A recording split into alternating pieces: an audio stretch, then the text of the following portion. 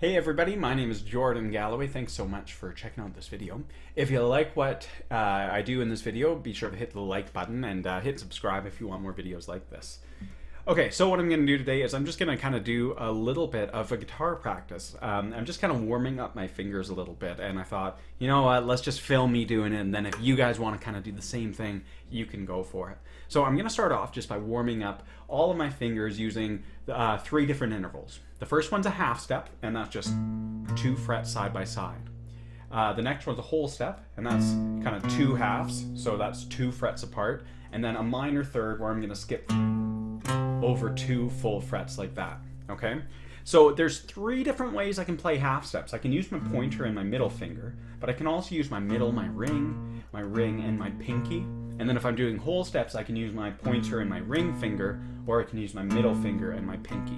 There's kind of only one way I can do my minor thirds here, unless I want to try doing the stretch with the ring finger. But for today, I'm just going to use my pointer and my pinky. Okay, so I'm just going to use my GarageBand for a metronome here, and hopefully that helps out some sound quality issues as well. Okay, here we go. Starting on the 5th fret, I'm going to do some half steps. So if you want, you can go ahead and just kind of follow my pattern, and we'll see what happens.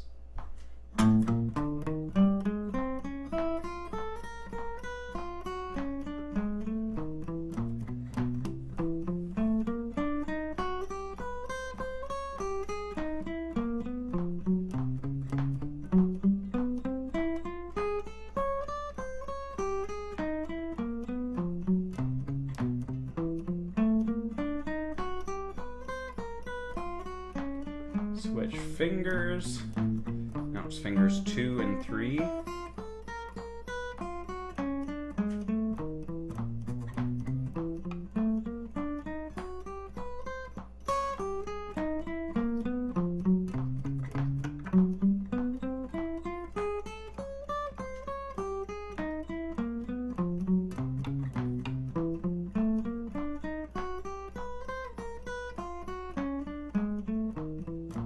Fingers 3 and 4. These ones are a little trickier, but with persistence you can totally do it.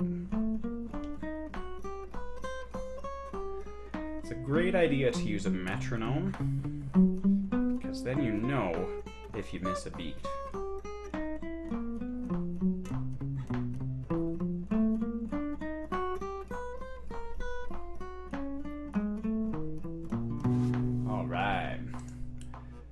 Okay, so I'm using 100 beats per minute as my tempo there. I just finished doing half steps. So if you need to adjust the speed a little bit, that's totally fine. It's better to be like even and accurate with a slower speed than to kind of fall behind when you're doing it up to speed. I missed a couple of notes there, but generally I was pretty consistent, I think, so I'm kind of happy with what I did there. Let's keep it going. So I'm going to keep my metronome at 100 beats per minute. That's a nice warm-up kind of speed for me. I think I can push myself to go a little bit faster, but I kind of like that because I'm going to stay really consistent, hopefully. So I'm going to switch over to whole steps now. I'm going to use pointer and ring first, and then I'll switch to my middle finger and my pinky. Okay? And so the pattern I'm kind of doing there is I'm just playing to the end, and then I slide up a half step, and I kind of keep doing that up and down, until I get up kind of to the 9th fret with my lowest finger, whichever that may be, and then I start the descent. So let me get my metronome on again, 100 beats per minute, whole steps. All right. 1, 2, 3,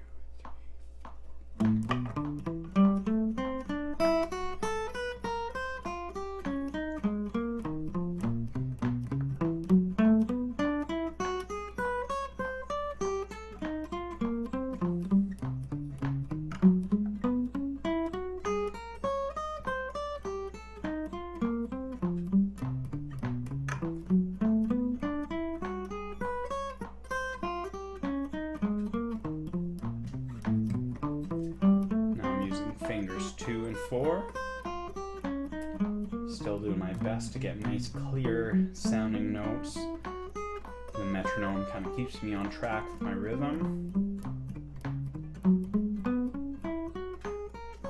And I'm just doing alternate picking with my picking hand.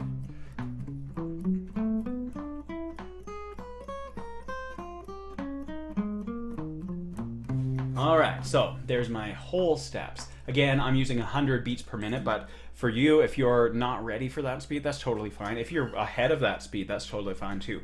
Whatever speed works for you, as long as you're able to keep it really consistent. If you're wanting to push yourself, find the speed that you can almost play, but you can't quite do. Then back up the tempo just a little bit so you can totally nail it, and then speed up the tempo kind of 1 beat per minute at a time. So if you cannot do 150, but you can do 140, try to push yourself. Try to get up to like 145 as a goal. Then 146, 147, 148, 149 until you could do 150 and feel really consistent. And that kind of works for any exercise. You just want to scaffold those skills and kind of build your confidence and your finger confidence. Anyways, we've got one more for you, and this is our minor third. So I'm going to be using my pointer and my pinky, and I'm going to stretch to start from the 5th fret all the way up to the 8th fret. All right, get my beat, my click track going, my metronome. All right, we got this. 2, 3, 4.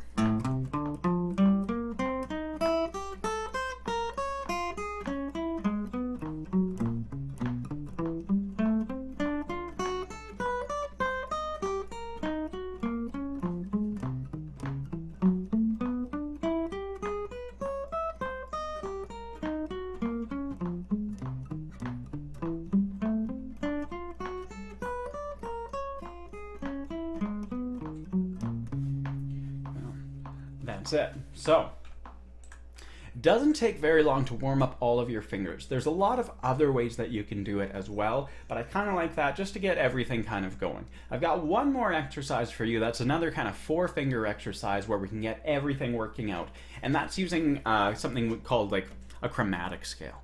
Now, technically, a chromatic scale goes like this.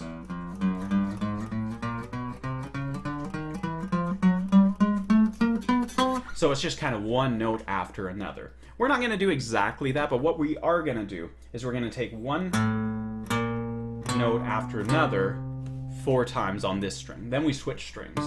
So it's not exactly a chromatic scale, but we're kind of using this chromatic ascent on the way up, chromatic descent on the way down. Okay, so I'm going to get my click track, my metronome. Let's do it. 1, 2, 3, 4. After I play my lowest note, I want to just keep that finger down. So I've got pointer down, and it stays down.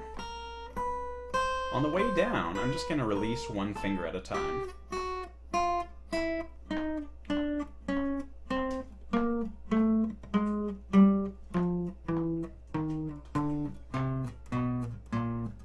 Alright, so there, I wasn't sliding up and down. I didn't repeat it quite as many times, but you are more than welcome to do that.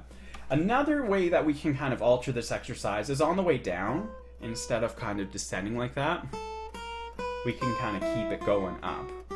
Okay, so there's a lot of different ways you can do these exercises, but all these exercises, but you go for it kind of whatever way feels comfortable for you. If you want to push yourself and take this to the next step, just try altering the dynamics a little bit.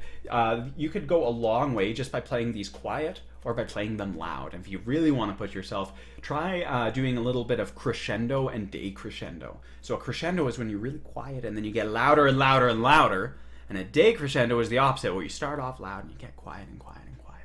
So it might sound something like this. I'm not going to use the metronome just for this one, but here's a crescendo.